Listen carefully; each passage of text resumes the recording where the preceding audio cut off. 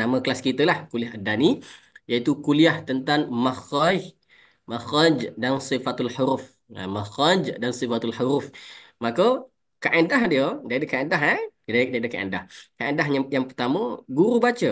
Guru baca dulu, baca dulu. Kemudian round kedua pun sama, guru baca, kemudian jemaah akan ikut bersama. Jemaah akan ikut bersama.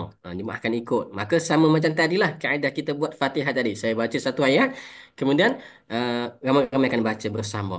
Round ketiga, saya kupas tajwid.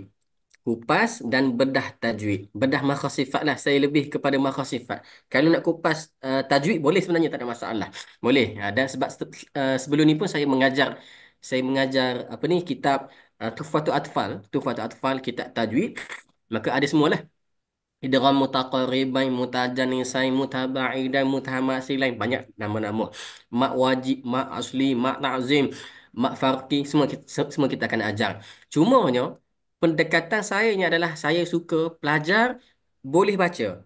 Baca dulu. Ibu-ibu semua baca dulu. Biar baca, boleh baca betul. Nak tahu nama hukum, silakan. Saya lebih pendekatannya adalah suka pelajar faham apa yang dia baca.